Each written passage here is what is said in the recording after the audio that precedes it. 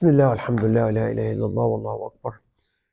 Continuing again with the chapters of the Quran, and and today we will start the 21st chapter, the prophets, Al-Anbia, the prophets. And when we try to, as we usually do, try to find the connection between the chapters of the Quran, Allah subhanahu wa ta'ala in the last chapter, chapter 20, which chapter Taha, he in the last three ayat, he was mentioning that the people, if Allah subhanahu wa ta'ala have destroyed them, if Allah subhanahu wa ta'ala have bring down his judgment and his punishment upon the people without any instructions, without any messages, without any advice, without without not telling them what to do or what is the belief, who is Allah, so on and so forth. So people will have some kind of claim. They can say, oh, they would say, رَبَّنَا لَوْلَا أَرْسَلْتَ إِلَيْنَا رَسُولًا. Allah, if you have sent to us a prophet, if you have sent us a messenger.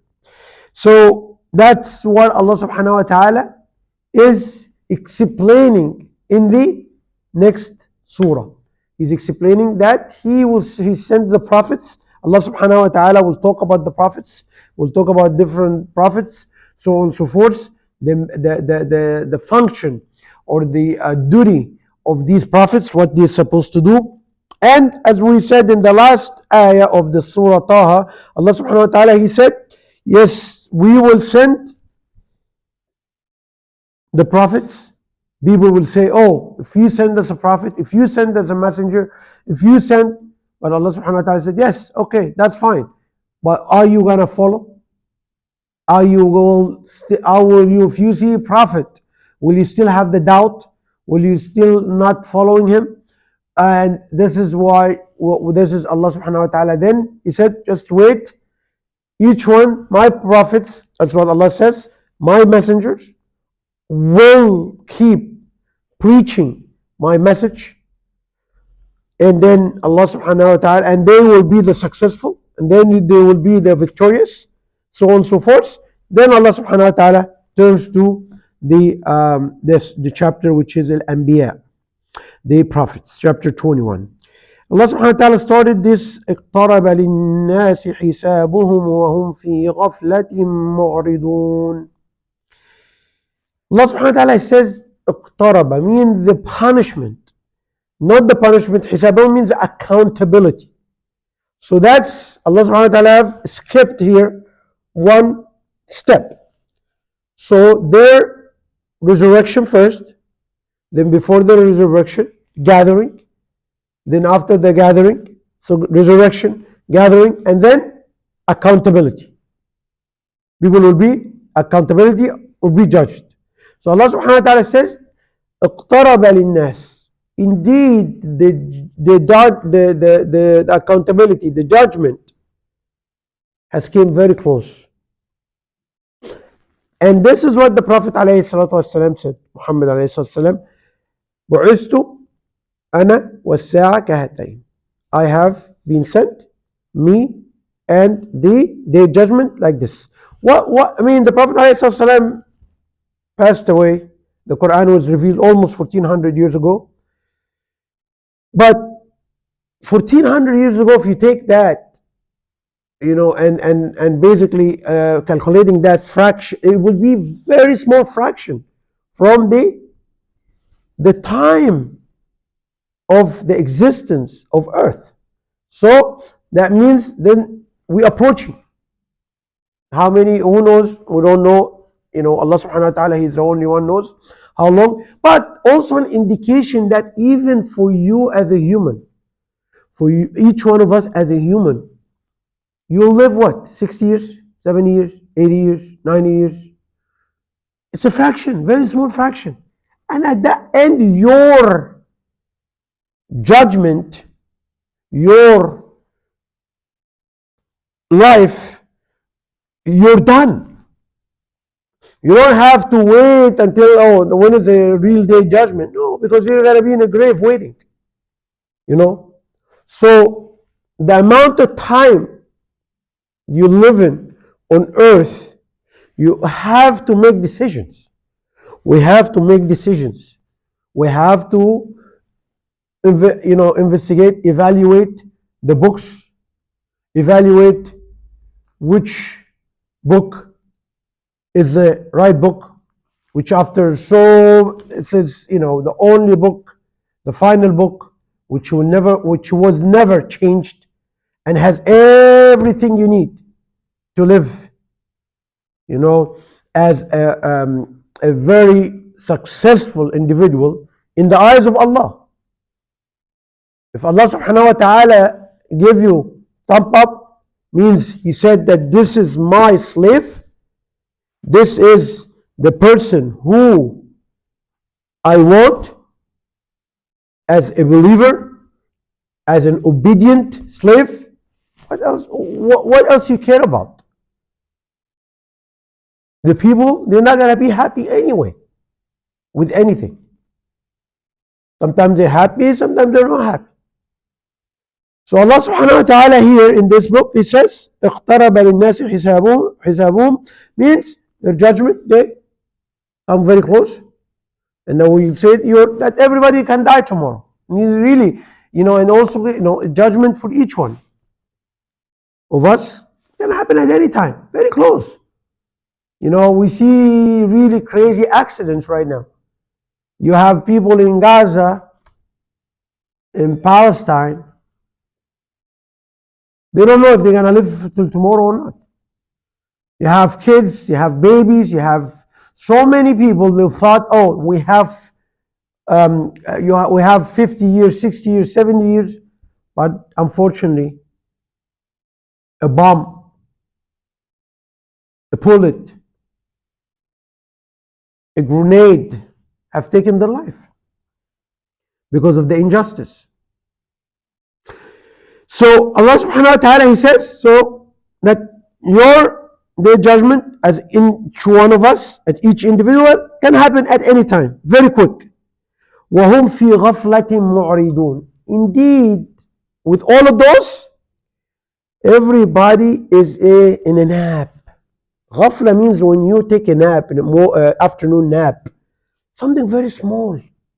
A nap means you're not here. You're sleepy. That is exactly what Allah subhanahu wa ta'ala, He's saying that the people are in a nap. You don't see that there is this earth, Allah created it as a testing room, testing environment for each one. So He can test each one of us.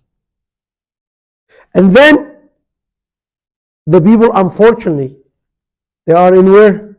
Ghafla. They are in a nap. Mu'aridun, rejecting, denying. Anybody talks about God? Anybody talks about Allah? Anybody talks about only one God? That God has no partners? God is not a human? God has no human progeny? God is nothing like Allah subhanahu wa ta'ala, nothing like God? People are just making fun. They calling God names. They cursing God. They where is God? All kind of mocking to the King of the heaven and earth. But Allah subhanahu wa ta'ala is giving the people the chance. If you have an answer, a paper, a questions, and in a test, okay, and when you're answering the questions, you can't answer because you not studied, you didn't study, you didn't do your homework, you didn't attend the classes, you didn't do what you're supposed to do, and you cursing the teacher. Oh, while you are in the test, imagine you're able to talk even you next to the classmate next to you, and you're cursing the teacher. what if this is going to change anything of the outcome? No. But the teacher, do you think the teacher will come and take your answer paper, the paper you answer your question? No. He will let you. He wants to give you a chance, so you don't come in here and have an excuse. So he give you a paper, he leave you a paper, he give you finish until you finish the exam. And this is what Allah subhanahu wa ta'ala. People keep mocking Allah. People keep making fun of Allah.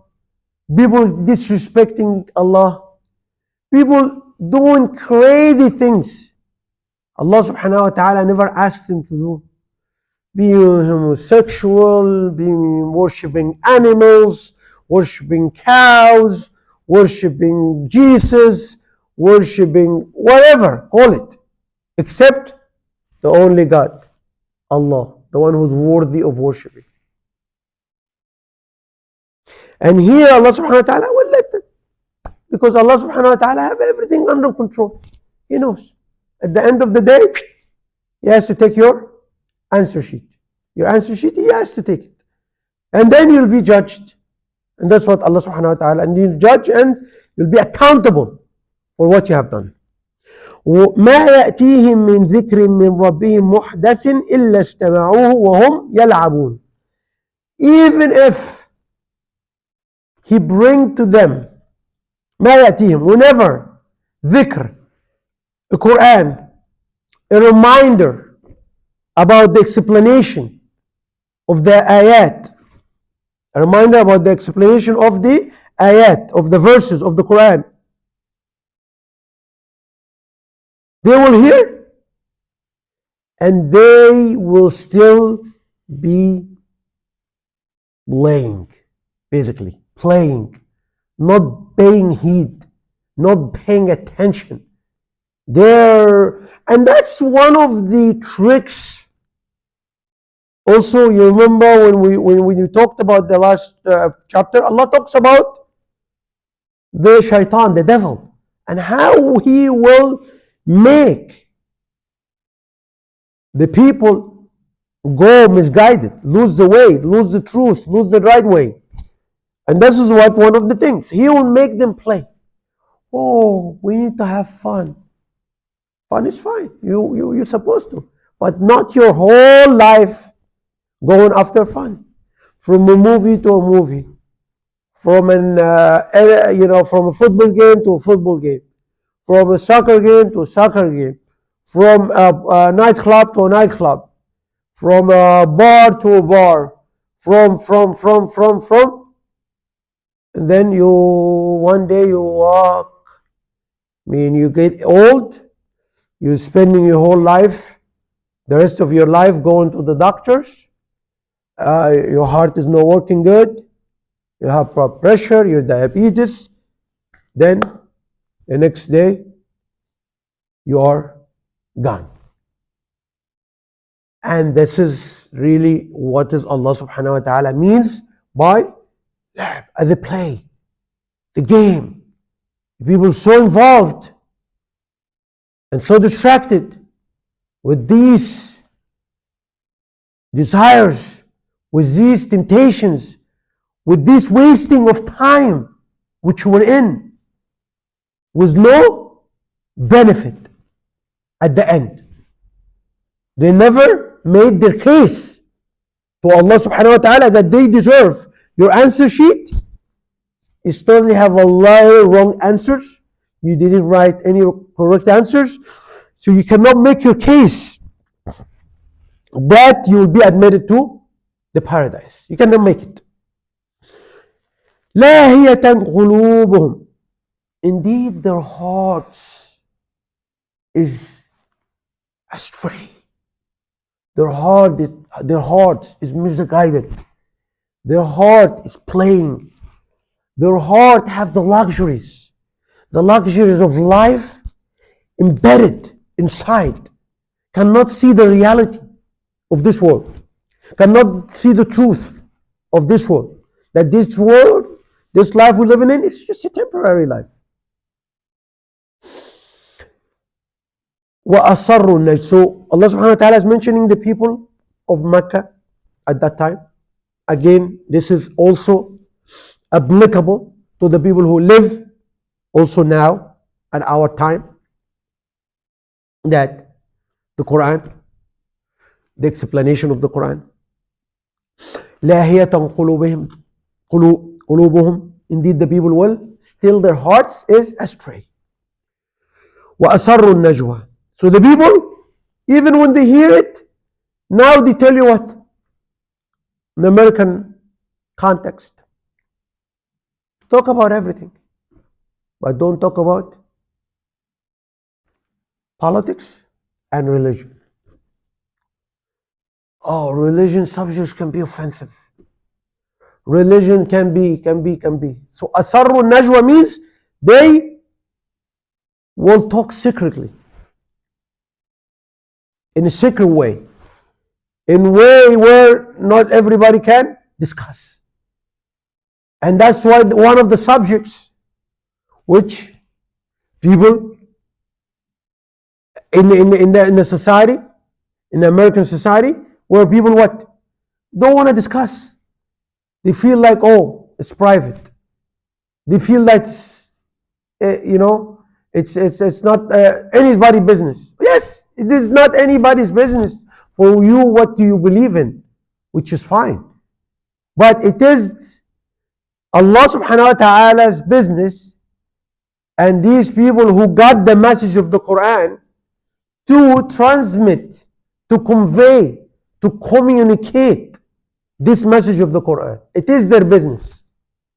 Because Allah subhanahu wa ta'ala gave this book, and whoever, as Muslims, we obligated to live up to this message, mean expressing, or mean having the moral character, the moral behavior of this book. Our image, which he was trying to imitate, is the Prophet Muhammad alayhi salatu wasalam. From there, we'll do what he did. He's a walking, talking Quran. He's calling people for Islam, talking about Islam, talking about Allah, talking about the hereafter, talking about the judgment day, talking about how you interact, how you react to everything around you, how to become a pious, a God-fearing individual. That's what the duty supposed to be for every Muslim. And then the rest is not on you. The rest on who? The rest on Allah subhanahu wa ta'ala, and the rest is on the individual himself. If he believes, it's up to him. If he doesn't believe, it's up to him. That's basically it. وَأَصَرُّ النَّجْوَى الَّذِينَ ظَلَمُوا, those who will commit injustice, have the life, this worldly life, in their heart, the interest of this life, the luxuries, the business, the wealth, which they think they're going to live forever, it's in their heart. They will come with accusations against the believers, against the people who are calling for the sake of Allah, for the sake of God, for the sake of the only God, Allah subhanahu wa ta'ala. They will keep coming with accusations. They accuse the Prophet Muhammad alayhi salam, هل هذا إلا بشر مثلكم. Oh, indeed, this is just a human like you. أفتأتون السحر وأنتم تبصرون. Indeed, he was magician. This book, what he's saying is what they're saying? Magic. Magic. Why is magic? Because it changed. With that book, remember, the devil, the shaitan, and the self which really inclined towards this life, doesn't really think about God, doesn't really think about justice, doesn't really think about the morals, will be all the time rejecting the truth, even if that truth make common sense. What does that mean? Mean that even the Prophet Muhammad ﷺ, he was not a poet. He never was a poet. He never wrote poetry. He never come with words like this, with the Quran like this. Suddenly, he came with this book.